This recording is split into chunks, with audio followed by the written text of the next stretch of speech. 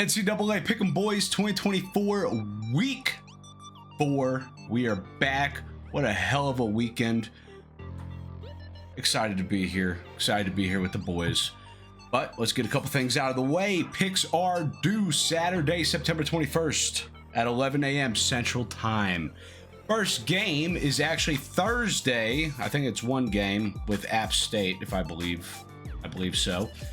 Thursday, September 19th at 6:30 p.m. Central Time. So if you want that game, if you want a game Friday, make sure you get those picks in by then. If not, you know the drill. Saturday at 11 a.m. Get them in. Sweet. Let's go over a couple of recaps this week. Let's go over the week 3 standings. We had, Lord have mercy, 1, 2, 3, 4, 5, 6, way more than that, going 4-1. I think that this was a productive week for a lot of people. A majority of everybody went positive, which is great, but nobody took a solo win like Steven did last week with his 4-1. And then just a few people trailing behind. Approximately 7 people were in the negative, including Jerry up above. Tough shit. And if we're going to get into some top 5 overall in the standings, we got Steven, Tommy, Christian C, Zach, Christian M, Cody, and Peter. Shout out Peter. Look at that. Being in the contention for top 5. But it's still week 4. We got a lot more football to go over. Now, a couple of games that screwed people up and a lot of games that people picked on was this LSU South Carolina game. LSU winning 36-33, but the spread was 6.5, so LSU did not cover, but congrats to Jerry for LSU winning nonetheless. We also have Boston College at Missouri losing 21-27. However, Missouri was projected to win by 16.5. They did not cover. These are my least favorite games when you know they win, but they just don't cover. It hurts because you're like rooting for them to stop them, but it just doesn't happen. And last but not least, Colorado at Colorado State. 28-9. Colorado covering 7.5. I believe it or not, I don't think a lot of people thought that Colorado was going to pull through this aggressively. But before we talk about that, I got to introduce the boys, the men, the boys of the Pick'em group. We got Jerry Stovall, our analytics expert. He knows the drill. He knows what's up. He knows the numbers. He knows how much you weigh. And we have Peter, that... Yeah, so boys, what's up? Any thoughts of week 3?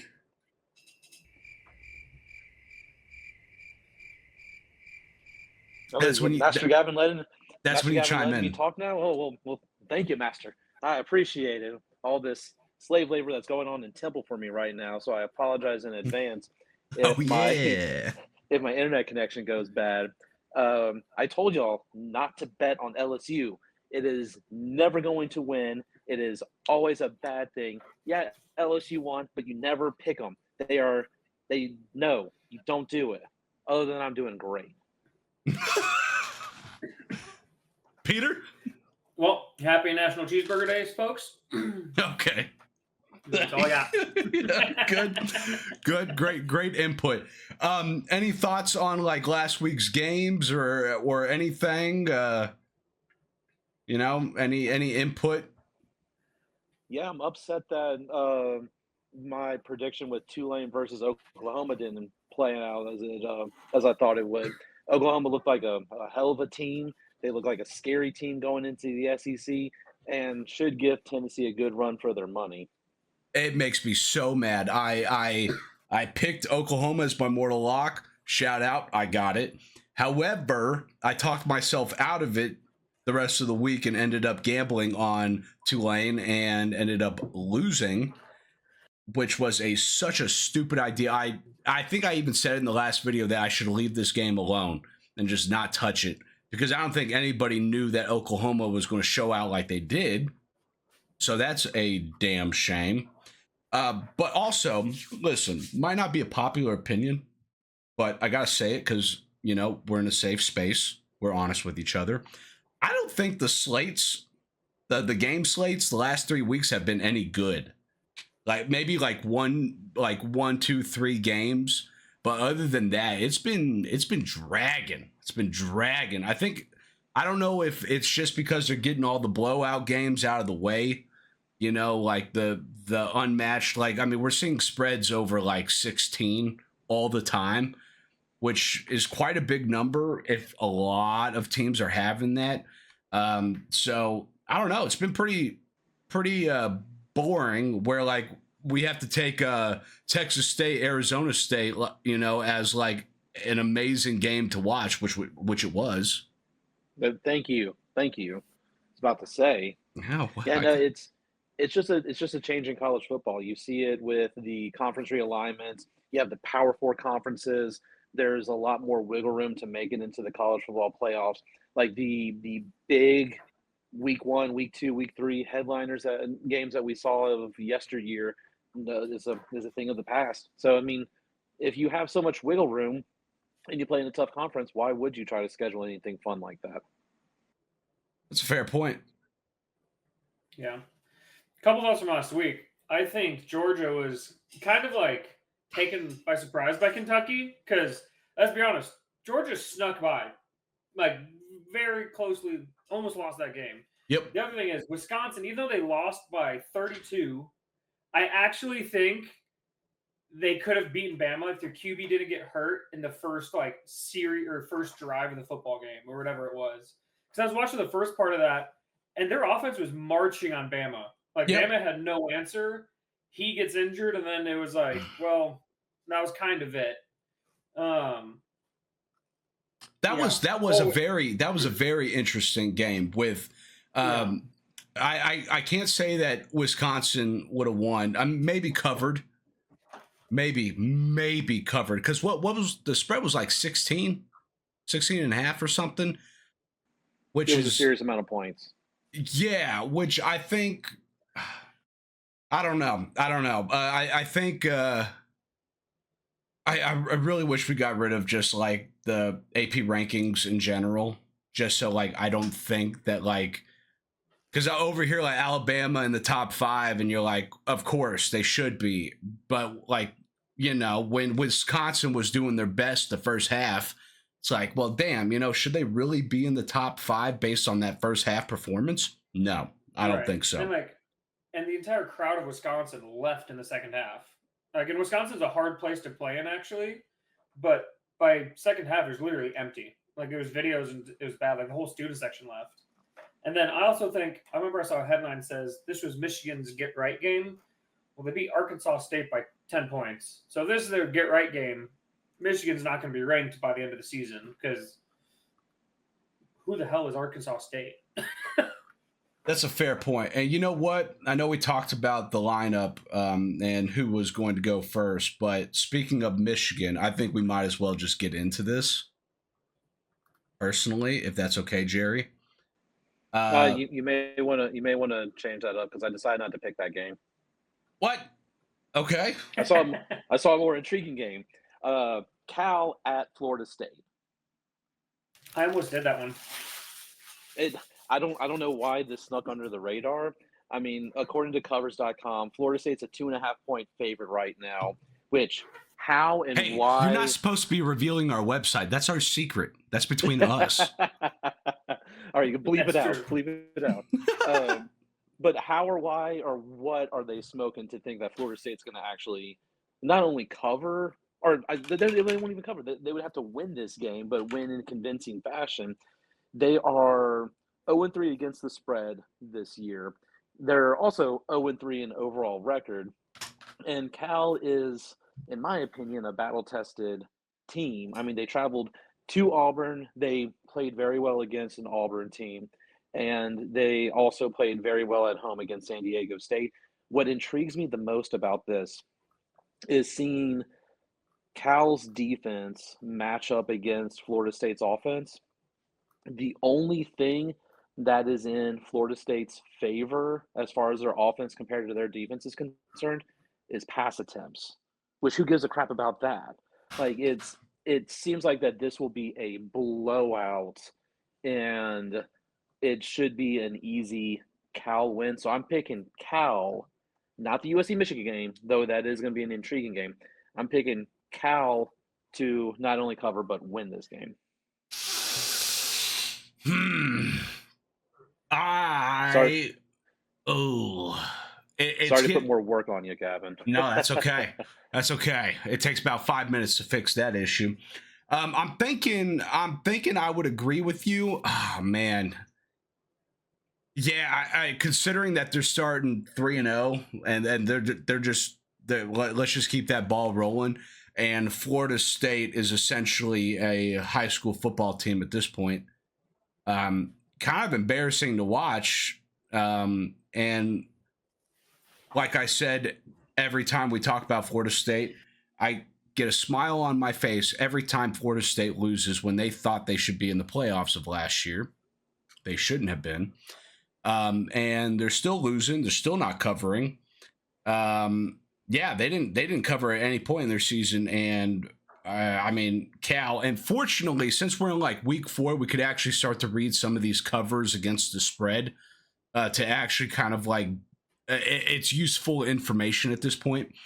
I got to take California to win outright as well. I'm not even taking the points. It's 2.5. I don't know what it is on Run Your Pool right now, but yeah, I would take them to win outright for sure. Yeah, I don't want to disagree. My only hesitation is at some point you're like, is Florida State going to win a game? Like each time they keep losing them, it's like, are they going to pull one out? Like, because like in theory they're supposed to have a good defense, but every time I can't even say their QB's name, he does anything. I think you said it right. It looks like a high school quarterback. Like it is so bad. So like I agree. I think Cal can very easily not only cover but win. At this point, it's essentially the same thing. But yeah, man, I didn't even see California won at Auburn too, which is pretty. Yeah, that's I'm not going to say they're a tough team, but like it's a tough place to play at. Oh yeah, 100%. You're right. And I think they're at least comparable to a Florida State. Like it's a good enough caliber team to be like, it's not a big jump to say, oh, they beat Auburn to, oh, they can beat Florida State. That's fair. That's fair. Now, I know that Jerry's original game was going to be USC at Michigan, which is ranked 11 USC at ranked 18 Michigan. The spread, I just want to mention this because Jerry and I had a whole debacle about this before we started this. Livid. Yeah, so Jerry was going to send in a video before we found out that we could record live, and he took USC plus what was it, 8.5? Yeah, it was like 7 or 8.5, and Michigan was favored. Yeah, so Michigan was favored in this game, but that was when the line opened on Sunday, I believe. Right. Not a day went by, the entire line flipped in favor of USC, currently sitting at 5.5. I haven't seen a spread flip that crazy in a long time. Usually it's around like 2.5 at most, and a line could flip from there. It's within field goal range of a line's flipping for the other team. But for some reason, Vegas thought that Michigan was going to have this game, and all the money poured in really early, knowing that USC was going to be the losing battle, and now USC is projected to win. So I know Jerry and I almost spit out our drinks thinking, man, we should have thrown a crap ton of money on USC to cover plus 8.5 or whatever. That would have been legendary. Unfortunately, that's not it. I would still take USC in this, but if anybody has any other opinion, we could talk about it real quick. But it's y'all. It's up to y'all. I mean, I agree. I'm looking at the injury report. I don't know if these are starters or backups, mind you, but I'm seeing a quarterback is questionable, wide receiver is questionable, defensive back is questionable, running back is questionable, linebacker is questionable, and tight end is questionable. And that's of September 14th. And USC, they're coming off of a bye week, if I'm not mistaken. It seems like a no-brainer, even with USC to be favored. I mean, Michigan just looks like doggy doo-doo wrapped in a plastic bag in the hot sun. Like they're just not doing anything productive for society. So yeah, USC should win this handily. Any thoughts, Peter? Yeah, I don't disagree. I think Michigan is trying to find its identity, and so some weeks are going to be really good, other weeks are going to be crap. And with teams against USC, you have to kind of know what you're about and play a great game with it. Yep, I agree. So let's all hope that USC takes the bag. This is not going on our mortal locks, so everybody chill out. But I guess we could all agree that California is going to win too. So Jerry, I guess we're rooting for you with your mortal lock. But I'm just upset I didn't put the money on the line as soon as we saw that. Oh my gosh. +6, +7, any plus and being in Michigan's favor in this game, I should have been like, hey, gotta make a bet real quick. Yeah, see, I watched your video on Sunday when you sent it in to be like, hey man, use this in the video, that way, we could get my pick out of the way. And I didn't bother checking the line until yesterday or the day before, and I'm like, oh crap, I missed out on such a beautiful opportunity to probably get a lot of money. Now if Michigan wins by a lot, I'm gonna eat a crow, as Jerry would say. I believe that's the proper saying. Yes, I'll eat crow. I've never heard that until you said it, but I'll give it to you. I mean, Peter, back me up. That's a saying, right? It is. It's a pretty normal. Yeah. Okay. Thank you. Saying. I thought it was eat my own words. Some of us went to school, Gavin, not just drank in college. Yeah, okay, buddy. Okay, buddy. I know you are, but what am I? Legit. Anyways, we're going to talk about my game. Now, I hate to bring up A&M again, but the issue is that A&M, the Florida game last week that Peter brought up, was good enough for the slate of games that we had. And then the week prior, not the week prior, but week 1, we also had Notre Dame at A&M. That was also a great game to talk about. This one, I wouldn't say is great, but is interesting. And it's Bowling Green at A&M. A&M projected to win by 23.5. And they're ranked 25. Woohoo, congrats, whatever. Yeah, no, yeah. So gig 'em, Maggies. Okay, so Bowling Green almost had a major upset against a ranked 8 Penn State last week. I mean, I bet everybody that was watching or rooting for Penn State was on the edge of their seat trying to figure out what the outcome of this game was going to be. A well-fought battle, I would argue. Okay, now that was 2 weeks ago. Let me correct. Last week, Bowling Green did not play. They didn't have anybody on their slate, so they got to rest. Take that as you will. Some people think that's a bad thing. Some people think that's a good thing. I personally think it's a bad thing. With teams resting, like when the ball rolls, you might as well keep going instead of, early on having it cut off and trying to regain the steam. But I'm kind of looking at like a final score of 35 A&M, 17 Bowling Green, which is not enough for A&M to cover. But I think A&M could win this game. Now, the Penn State game gave opened people's eyes to Bowling Green being like a contention team, just like Boston College. Once they started playing Florida State, everybody's like, well, maybe they could be something, and, take that as you will. But if we're going to talk about stats, A&M has failed to cover 2 of their last 3 games. If we're talking about this season, if we're talking about overall, I think they failed to cover, let's see, it's 2-7 against the spread. So A&M is just not a covering team. I've said that for years. I'm not one to gamble on A&M covering the spread ever. I usually pick an over-under on these games. And Bowling Green has also covered 1-1 on their games. With that being said, I think you're wrong there, Gavin. They're 2-0 against the spread. What? 1-1 overall record. You're 100% right. 1-1 on the record. They've covered both times. You are correct. Now, what I don't like about A&M's position and the spread being at 23.5 is everybody believes, based on a confident quotation win against Florida and a blowout against McNeese, we got the opportunity to see our quarterbacks at work. Where at McNeese, they're like, man, Connor Wegman's the shit. He's amazing. He's the best. But we were playing a loser team, which I think shows for nothing. Now, I will say Reed as our quarterback was more entertaining to watch. I would say he has Arch Manning vibes, not anywhere close to that level. Not anywhere close to that level. He's not, Arch Manning isn't that good, so it's probably about that level. Keep going. You're probably right, actually. Now that you mentioned that, that actually makes a lot of sense.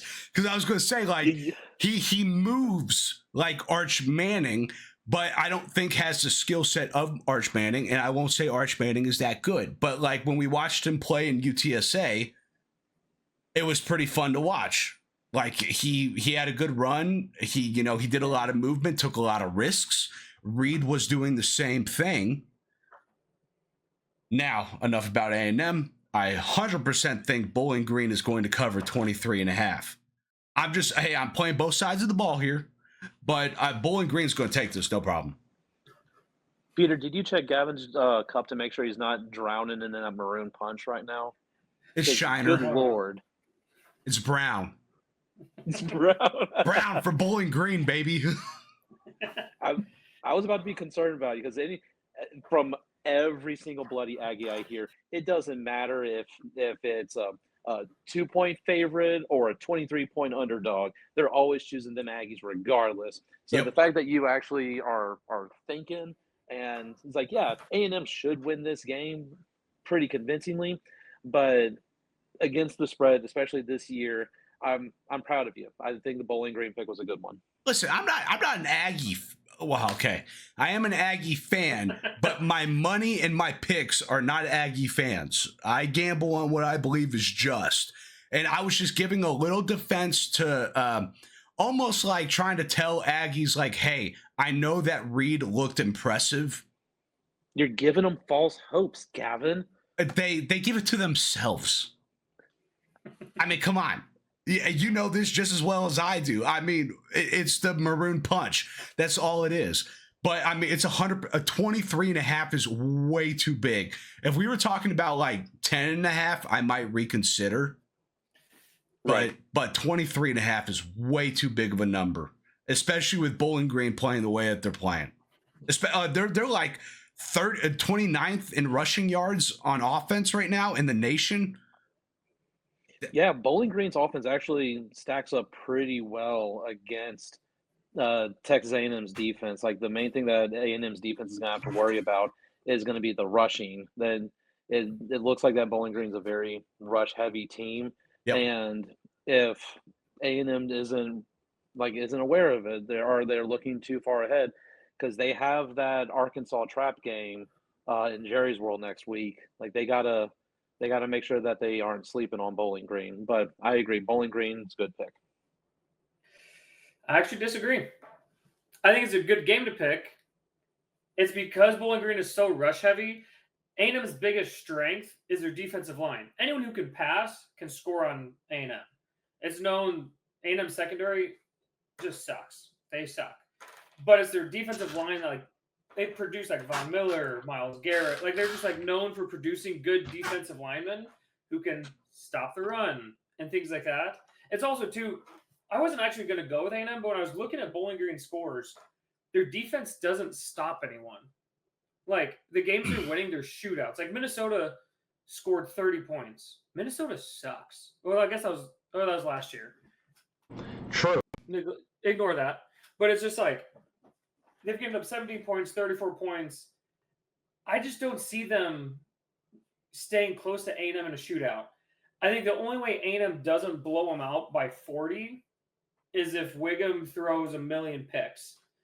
Yep, I was just about to say the same thing, where if Bowling Green can allow the offense of A&M to make mistakes, or quote unquote let the quarterback make a lot of mistakes, which we are so good at letting quarterbacks make a lot of mistakes, I would argue the same thing. Like if Bowling Green can figure out a way to kind of I don't know, confuse or let the offense screw up on themselves, I think Bowling Green will have this no problem. And based on my experiences being an Aggie fan for so long, we're gonna find a way to trip up just a little bit. And I think it'll be just enough to not cover the spread.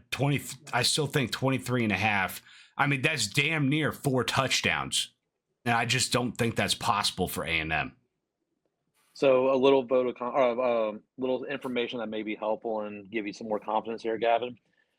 As far as total defense is concerned, A&M ranks 60th in the nation, giving up roughly 312 yards per game and 5.29 yards per play. And Penn State, who again just played Bowling Green, 2 weeks ago? Yep. They are 57th in total defense, giving up 310 yards per game and 4.7 yards per play. Now, granted, they do have one less game than A&M, but the fact that they are so close in total defensive rankings, I think that just confirms that pick of Bowling Green to cover a little bit more. I thank God for a stats expert. Thanks for nothing, Peter. Hey. Yeah. Hey, what? Wait. Out of the three of us, who's in the close to the top 5? Oh, thank you. I'm 3-0 in my picks, so I'll be here. I'm going to run with that. But the other thing, and don't let Peter fool you, I mean, he did reference Von Miller, which he's not wearing an Aggie jersey anymore. True. Very true. He was a good football player back in the day, but this is a new year, new team, and Von Miller-ish, or Von Miller-less. Is that even a word? Von Miller-less. Yeah. And as far as rushing defense, A&M's rushing defense ranks 79th in the nation. And I'm trying to find Penn State real quick. Just for a side-by-side comparison. But I mean, Peter has that little bit going for his argument. The fact that A&M does have a decent rush defense, because it does look like Penn State's rush defense is god-awful duty poop, because I cannot find them anywhere. If I find it, I'll just chime in whenever. But I do like the total defense comparison. Because that is with A&M playing against Notre Dame, who is a run-heavy team.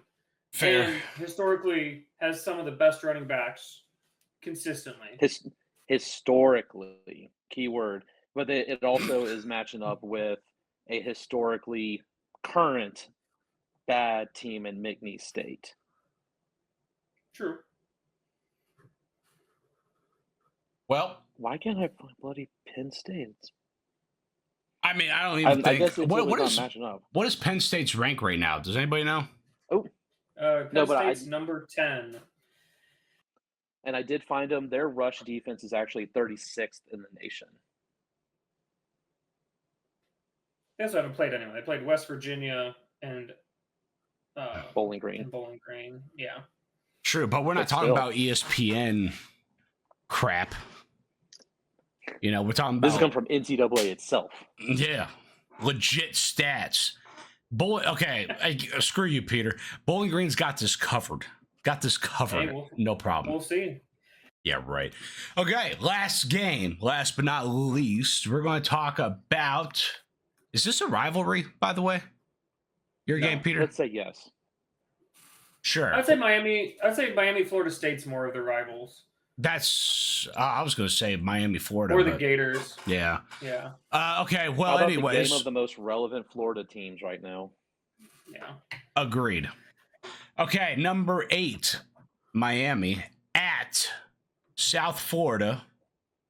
Spread is favored in Miami 16.5. A ranked 8 team, 16.5. Peter, lay it on us.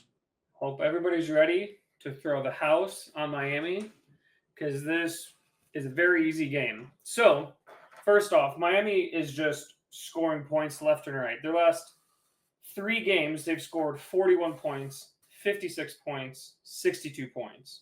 So their offense is only ramping up. South Florida, again, they played Alabama, gave up 42 points. They played, who is that? You didn't mention who they played, by the way. You didn't mention who they played to get the 62 and the 59. Whoa. Let me finish here. And then USF played Southern Miss Golden Eagles. Yep, that's a school apparently, and they gave up 24 points to them. I see Miami just coming in and running through USF. It's in Miami. Also, a couple stats for you. So Miami, they have the 13th best scoring defense in the league. They have only given up an average of 8.7 points, and they score an average of 53 points a game. South Florida has the 79th best defense in the FBS with 23 points given up. And they only score 29 points. So I think this is an easy game for Miami to continue their stretch because even though they're ranked 8th, I really think they're closer to 4th or 5th, to be completely honest. So I see them just running through USF and really making a statement. I don't think USF is a bad team. I just think Miami is that good this year. Jerry, I can't help but agree. Yeah. I mean, it's kind of a daunting number to think that like 16.5, it's very enticing to take USF to cover the spread. But I mean, looking at the numbers, Miami's offense versus South Florida's defense, it's all Miami. It's not even close. And then if you flip it to South Florida's offense to Miami's defense, I mean, the only thing that they have is rushing yards, which, I mean, it's a thing. They do have a very strong rushing attack on offense, but I do believe Miami has a better defense than Alabama. And I think Lance Guidry, the defensive coordinator over at Miami, is going to have them prepared. And it's going to be I wouldn't be surprised if we see a 21-point differential in Miami's favor. Okay, do you think that Alabama is a better team than Miami? No. I don't. Because I will say, in USF's defense, South Florida, they have covered every game thus far. I mean, and they're 7-3 overall as far as spreads go, if you want to count last year. But they're 3-0 against the spread. And Miami. I mean, look at the one game that Miami lost though against the spread. Yeah, but that's tough. That's true. That's true. It was a big number, but I'm talking about South Florida covering because I just don't know. It's just that Alabama game that's getting me hung up on Miami not being able to cover. Is that Alabama game where South Florida was able to cover. I'm sure it was 30.5 the spread. That's a big number, and they managed to cover that. But yeah, I have to agree. I mean, I wouldn't think about it too much because this isn't going against your record, and you don't have to put this on your ticket. I mean, it's probably a game I wouldn't put money on because of that over under or the spread. But it's a bold game. I applaud you, Peter, for putting some faith in this. Yeah, I'll have to take Miami as well. Now I wouldn't gamble on it, or maybe I will. Lord knows. But as of now, I don't want to. But yeah, I guess I could agree, Peter. Now, before we get off this, Peter, are you familiar with Southern Mississippi? No. Is this an FCS team? No, Sunbelt. Golly, fantastic baseball team. Oh. Yeah. Is that all you got? That's the only relevant sport that they have over there. Is baseball. I'm shocked. I love that. I'm shocked that y'all haven't heard about Southern Miss. They're fantastic. Well, I mean, they're fantastic in baseball. You're a glutton for FCS teams for some reason, so I just had to assume. I mean, you know where I graduated, right? Yes. Okay, I'm taking that as a no. It was a green team. Yes. It was a Lion. Yep. It was in Louisiana. You are like, other than the university, you are one word away. State. No. Oh, come on, that was a good guess. So it would. Well, let's see. If it's going to be Louisiana University, you're going to throw state in there. LSU is not the Tiger or not the Lions. Oh, yeah, that's a fair point. It's the University of. Nope. Louisiana Tech. Nope. Louisiana Monroe. That's a Bulldog, and they're blue and red. I'm lost. I got nothing. Southland Conference team, Southeastern Louisiana University. I told you. It's just whip out the compass and start guessing. What do you want from me? I mean, that's where Northwestern State got their name. Louisiana Lafayette used to be Southwest Louisiana University, and I believe UL Monroe used to be Northeast Louisiana University. So it's really Northwestern and Southeastern that kept their names. Is your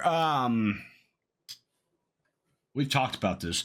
Is your grandfather still on the you said he was at a casino in Baton Rouge? He's still on the wall because I believe he is still on the wall at LaBerge Casino. Yes. I've walked by there twice trying to find your man. Haven't found it yet. Next time you're there, if you're ever there, send a picture so I know where to look.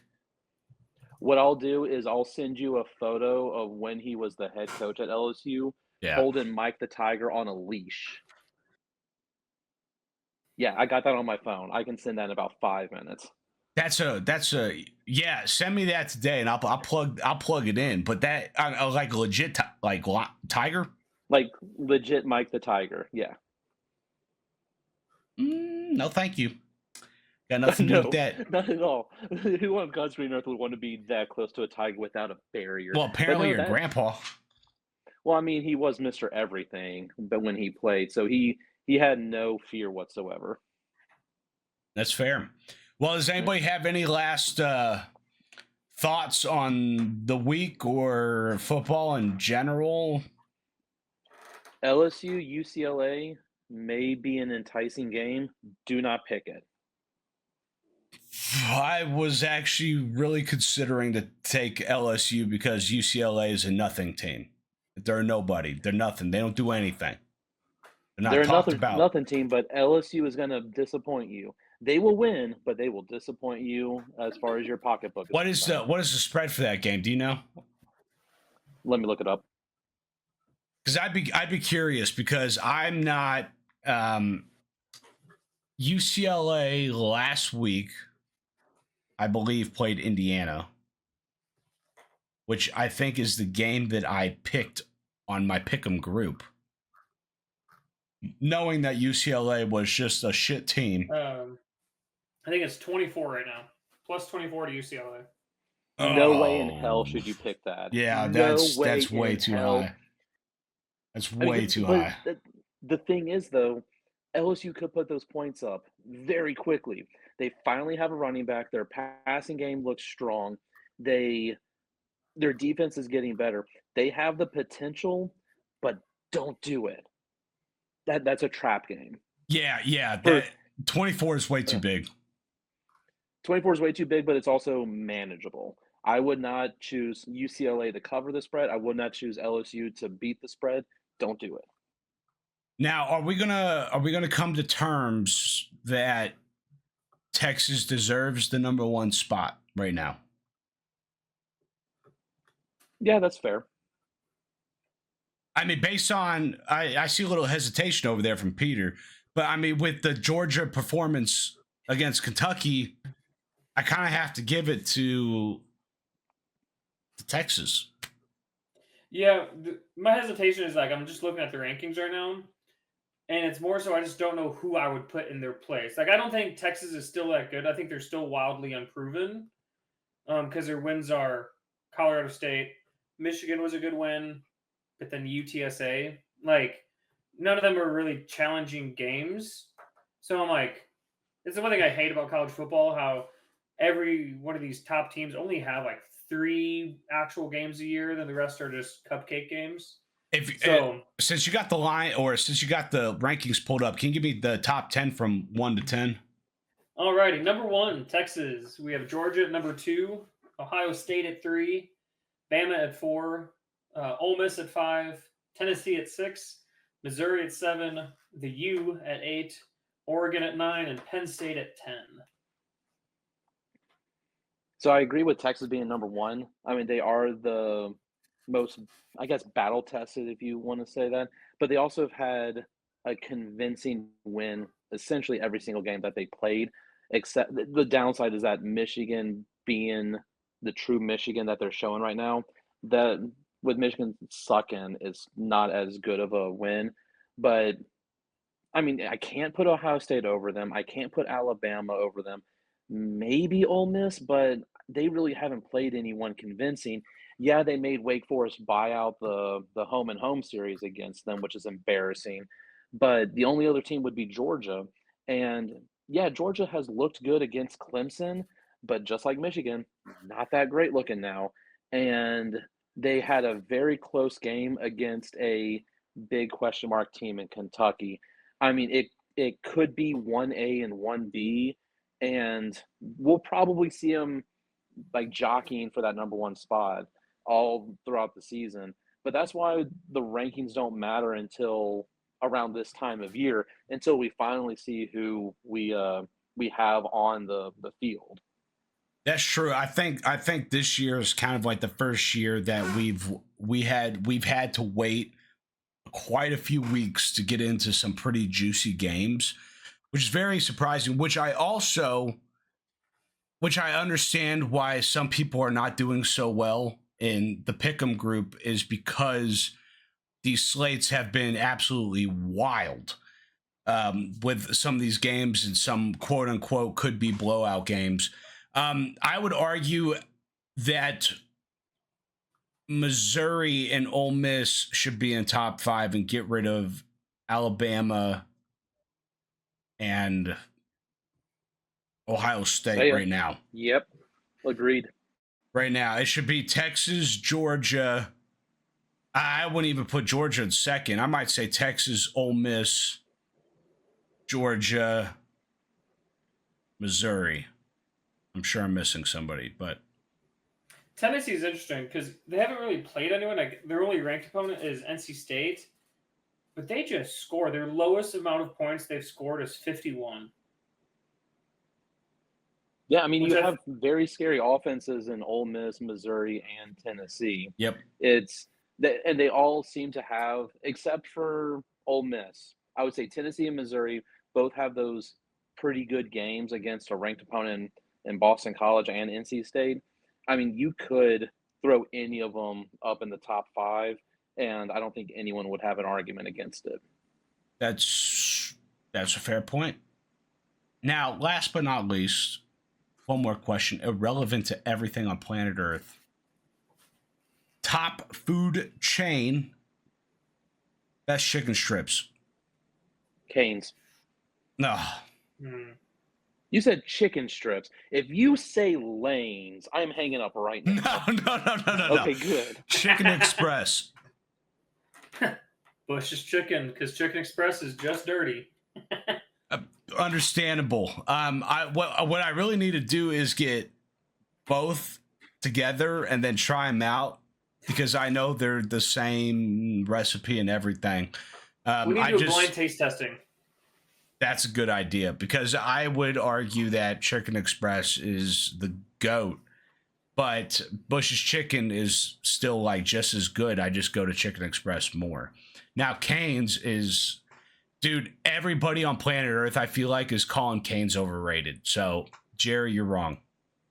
I don't think I've ever been or even know what Bush's Chicken looks like. Have you been to a Chicken Express? Yes. Phenomenal, right? I mean, it's good. It's good, consistent chicken like you get with Cane's. But at least with Cane's, I don't feel like death afterwards. Well, we're not talking about that. We're talking about flavor. Whatever comes out afterwards, that's, you made your bed, we lay in it. You know? No. I go.